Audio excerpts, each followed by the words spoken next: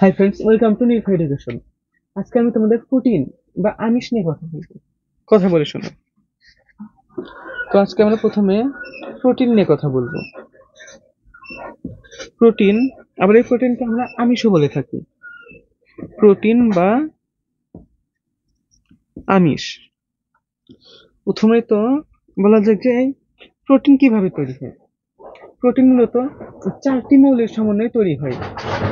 Carbon dioxide, hydrogen, oxygen এবং নাইট্রোজেনের সমন্বয়ে তৈরি হয় প্রোটিন বা আমিষ।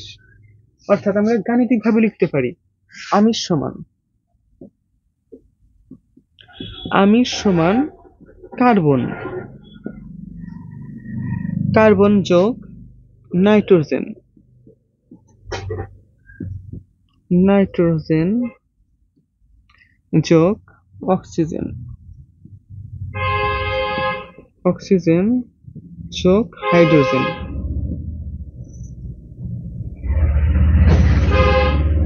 যোগ হাইড্রোজেন। তো এটা হচ্ছে আমরা আমিষকে গাণিতিকভাবে লিখতে পারি কার্বন যোগ নাইট্রোজেন যোগ অক্সিজেন যোগ হাইড্রোজেন সমান আমিষ বা প্রোটিন। শরীরে আমিষ পরিপাক হওয়ার পর যেগুলো অ্যামাইনো অ্যাসিডে পরিণত হয় সেইগুলো অ্যামাইনো অ্যাসিডে পরিণত হয়। অর্থাৎ একটি নির্দিষ্ট আমিষের পরিচয় হয় বেশ কিছু অ্যামাইনো অ্যাসিডের সমন্বয়ে।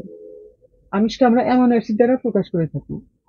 মানুষের শরীরে এই পর্যন্ত 20 ধরনের অ্যামাইনো অ্যাসিডের সন্ধান পাওয়া গেছে এবং এই অ্যামাইনো অ্যাসিড হচ্ছে আমিষ গঠনের একক। অর্থাৎ আমিষের একক একক হলো amino acid. Amino acid amino acid উৎস দিয়ে বিবেচনা করা হলে আমিষ দুই প্রকারের। অর্থাৎ আমিষের উৎস দুইটি। আমিষ আমরা দুই মাধ্যম থেকে পেতে পারি। প্রথমটি হলো প্রাণিজ উৎস। প্রাণিজ উৎস এবং দুই নম্বরটি হলো প্রাণিজ এবং দুই নম্বরটি হলো উদ্ভিজ্জ উৎস। দুই নম্বরটি হলো উদ্ভিজ্জ উৎস। দুই নম্বরটি হলো উদ্ভিজ্জ উৎস। প্রাণী থেকে যে আমিষগুলো আমরা পেয়ে থাকি তা হলো প্রাণিজ আমিষ এবং যে আমিষগুলো আমরা উদ্ভিদ থেকে পেয়ে থাকি সেগুলো হলো উদ্ভিজ্জ আমিষ। এই প্রাণিজ আমিষের মধ্যে রয়েছে মাছ, মাংস, ডিম, দুধ, ছানা, পনির এবং উদ্ভিজ্জ উৎসের মধ্যে রয়েছে যেখান থেকে আমরা আমিষ পাই সেটা হলো ডাল, সিমের বিচি, মটরশুঁটি, বাদাম। এগুলো হচ্ছে আমিষের উৎস যা আমরা উদ্ভিদ থেকে পেয়ে থাকি। এবং 20টি অ্যামাইনো অ্যাসিডের মধ্যে অ্যামাইনো অ্যাসিড দিয়ে যে আমিষ তৈরি হয় সেগুলোর মধ্যে 8টি অ্যামাইনো অ্যাসিডকে অপরিহার্য অ্যাসিড বলা হয়। অর্থাৎ 20টি অ্যামাইনো অ্যাসিডের মধ্যে 8টি অ্যামাইনো অ্যাসিড আমাদের দেহ তৈরি করতে পারে এবং তৈরি করতে নাও পারে, সরি। এবং এই 8টি অ্যামাইনো অ্যাসিডের পুষ্টিমূল্য সবচেয়ে বেশি। সে 8টি হলো লাইসিন।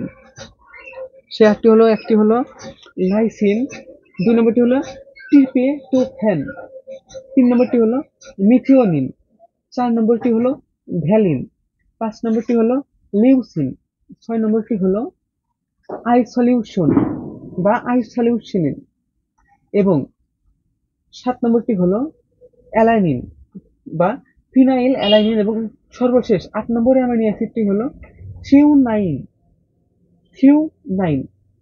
এই 8টি হলো অ্যামাইনো অ্যাসিড যেগুলোর অপরিহার্য এবং এগুলোর পুষ্টিমূল্য সবচেয়ে বেশি। এবং এই 8টি অ্যামাইনো অ্যাসিড আমাদের শরীর সংশ্লেষও করতে পারে। প্রাণীজ প্রোটিনে এই 8টি অপরিহার্য অ্যামাইনো অ্যাসিড বেশি থাকে বলে এর পুষ্টিমূল্য সবচেয়ে বেশি। উদ্ভিজ্জ খাদ্যের মধ্যে ডাল, সয়াবিন, মটরশুঁটি, বীজ এবং ভুট্টার মধ্যে পুষ্টিমূল্য বেশি এমন প্রোটিন পাওয়া যায়। এগুলোকে আবার অ্যামাইনো অ্যাসিডের ভিতর সবচেয়ে বেশি থাকে 8টি অ্যামাইনো অ্যাসিড যেগুলো অপরিহার্য। অন্যান্য উদ্ভিজ্জ খাদ্য অপরিহার্য অ্যামাইনো অ্যাসিডে থাকে না বলে এদের পুষ্টিমূল্য কম। প্রাণীদেহের গঠন প্রোটিন অপরিহার্য। অর্থাৎ আমাদের দেহ প্রোটিন দিয়ে তৈরি হয়। আমাদের দেহে প্রোটিনের গুরুত্ব অপরিহার্য। দেহকোষের বেশিরভাগই প্রোটিন দিয়ে তৈরি। আমাদের দেহ প্রায় 90 থেকে 80% প্রোটিন দিয়ে তৈরি হয়। দেহের হাড়, পেশি, লোম, পাখির পালক এবং নখ, পশুর শিং এগুলো সবই প্রোটিন দ্বারাই তৈরি হয়ে থাকে। তোমরা জানো যে, অবাক হবে যে প্রাণীদেহের শুষ্ক ওজনের প্রায় 50% হলো প্রোটিন দিয়ে তৈরি। একটি প্রাণীদেহের 50% প্রোটিন দিয়ে তৈরি হয়। আমি একটু ভুল বলছি। তো আজকে এই পর্যন্তই। আজকে আমিষ নিয়ে কথা বললাম, এরপরে ভিডিওতে স্নেহ পদার্থ অর্থাৎ চর্বি জাতীয় পদার্থ নিয়ে এরপরে ভিডিওতে আমরা আলোচনা করবো। তো গাইস, আজকের ভিডিওটি কেমন লাগলো তোমাদের? কমেন্ট করে জানাও, ভিডিওটি লাইক করো এবং শেয়ার করো, চ্যানেলটি সাবস্ক্রাইব করো। নেক্সট ভিডিও গেম শুরু।